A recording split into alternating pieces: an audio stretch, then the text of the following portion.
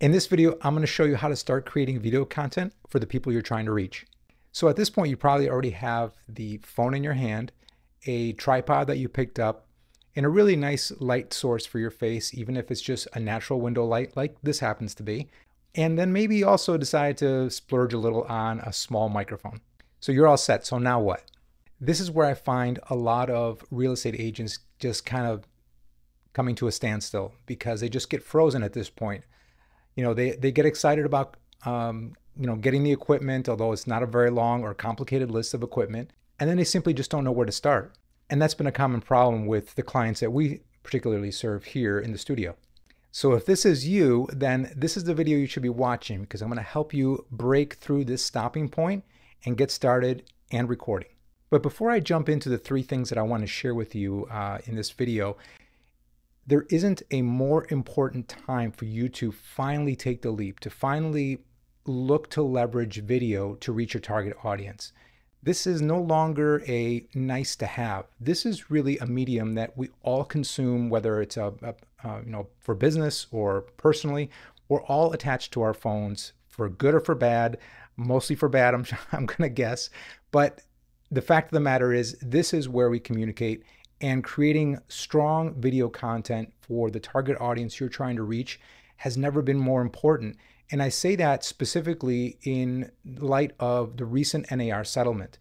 Now, it goes without saying that now we always should have been, but now even more so, especially on the buyer representation side, we have to be able to demonstrate our value to our customers.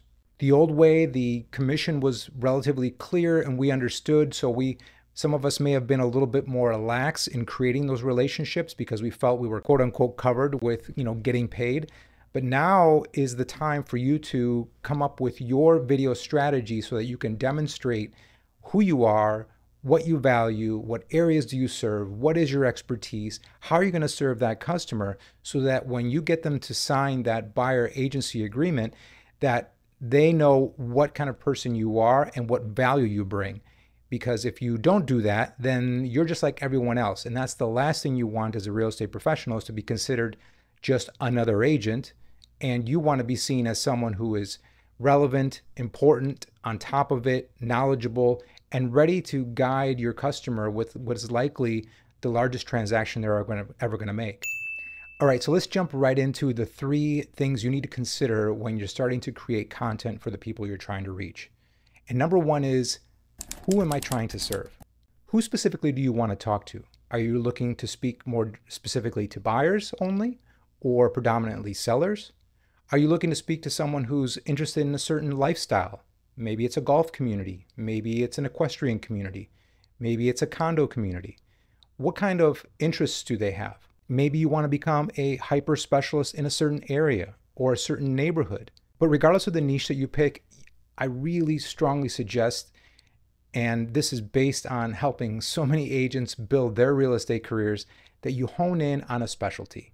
Because being a jack of all trades and feeling like you're open to all opportunities is not really a great recipe for longevity in this industry. You really want to be known as that person who is a specialist in that area, in that lifestyle, in that price point, and that type of product. And the way to help you start to kind of define who it is you want to serve is, what do you like as an agent? What areas do you like? Or which areas are you most familiar with? What segments of the market are you most familiar with or most comfortable with? Some of the greatest successes I've seen of people that I've had the opportunity to mentor are the ones that are actually just very close to where they live. Sometimes there's agents that live inside of a gated community and they decide to own that community. And it's 200, 300, 400 homes. That's a great opportunity for you to put your footprint in that community and start to build relationships and be known as the person and the agent of choice for anyone looking to buy or sell inside that community. Okay, so once you've determined who it is you want to speak to and who your target audience is going to be, the number two point I want to share with you today is, what problems do we need to solve for them? Because once we've identified who we're going to talk to, we need to figure out, what are we going to talk to them about? What are their current concerns, questions, pain points, difficulties, challenges around that niche that you've picked? So again, for example, if you decided to do a geographic niche where you decided to become the agent of choice, the specialist of a certain neighborhood, then in that case, you need to find out what are the questions that are typically asked inside that neighborhood. Maybe it's a neighborhood or a community that has an HOA fee. Well, what are the HOA fees? What do the HOA fees cover? What are the rules and regulations inside of that HOA? Do they allow pets? How many pets? Dogs and cats? How big can the dog be? How many dogs can they have? What kind of fence can you put up? A white picket fence? Or you can put a 6-foot solid wood fence up. All of these little details about what it's going to cost to live there, what are the amenities, what are the rules that I have to follow, all of those are going to be important talking points for you to start to create content around that specific niche that you choose. Now, if we take it outside of a specific community, let's say you're decide to focus on buyers. Well, then a great topic, of course, is to talk about the challenges that affect buyers today. How should a buyer be prepared in order to buy a piece of property or a piece of real estate in today's market? So what does that mean? What are prices like? What are interest rates currently? Although, of course, I would always caution you to stay away from specific numbers and always, direct them to a knowledgeable mortgage broker partner that you should already have by your side. But definitely talk about what those challenges are. What are the expectations? How fast is the market moving? All of those things to help prepare someone who's looking to buy for the first time, or maybe they're coming from out of state, that they're not intimately familiar with those areas that they're looking to buy in. What is that information they need to know so that when they are ready to buy, they have most of the questions answered?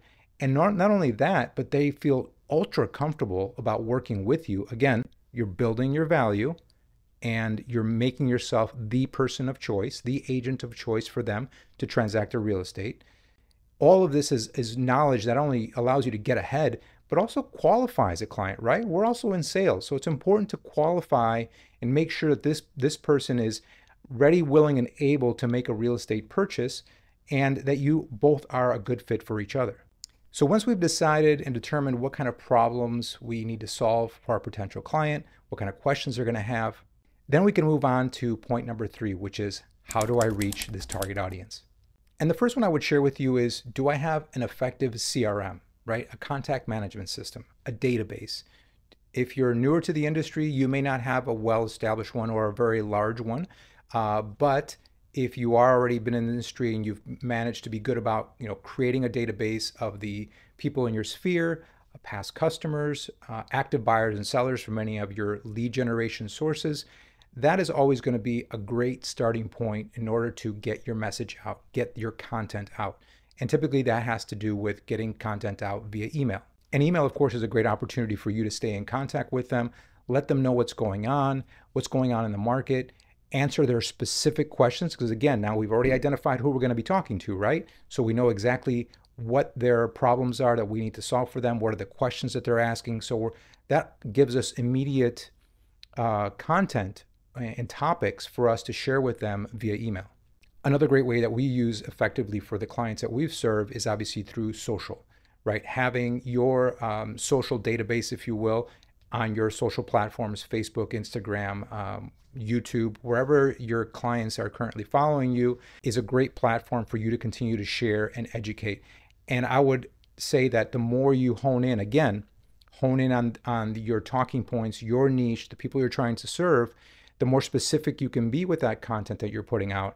And the algorithms are getting so much better at refining and finding the audience for you. They know what kind of topics and content you're constantly putting out, and it knows who's engaging with that content. And so if those are the people that are looking to find out about that neighborhood or this market circumstances or whatever it is you're specifically talking about, the problem solving that you're doing, the educating that you're doing, the algorithms are always working to find their audience. And so not only could it be people that are already following you, but it's also a great way for the algorithm to find people that are not currently following you, but are following those topics, therefore finding their way to you. And if you're providing really good content, really valuable information, they're likely going to continue to follow you, and that is how you grow your following.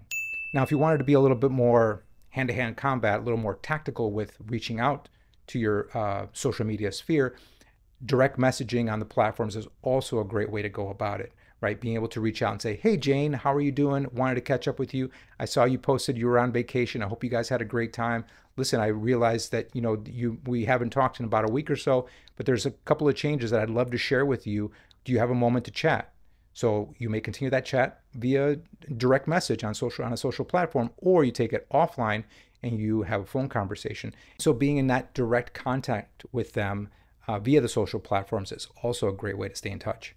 And I think lastly, what I would say on this is, and this is my favorite, of course, is not just sending them messages or not just posting written content, but posting video content. And especially when you're trying to reach someone one-on-one. So if you're sending someone a direct message, I know it takes a little bit more time, but these are relationships that we're creating, right? And so you really need to see that for the value that it is. You don't want to just kind of step over people and just send a generic message to 100 people, because it never really lands the same way. And if you're really focused about your lead generation and your lead and relationship nurturing, which is really what it is, the more specific, the more granular, the more tactical you become, the more one-on-one you become, the more effective it becomes. And then you're really building relationships, right? You're not just trying to cast a wide net to see who you can catch in your net, but you're being really specific about talking to Jane, about Tom, about Jill, and what their situation is, what they're looking for. And then you can really connect with someone and make a much better relationship that is likely to lead to a sale. Because after all, that's what we're here for. So now it's your turn. Take a moment, jot it down. A lot of my audience, it tends to be older. So I'm going to say this to you. Take a moment, take out a piece of paper, jot down some notes. Who are the people you're trying to reach? Who is your target customer? And what problems do you need to solve for them? What questions, or answers rather, do they need to get from you based on the questions that they typically ask? But make sure to watch this video next, because it's going to help you with your video scripts and your video content for the people you're trying to reach. We'll see you on the next one.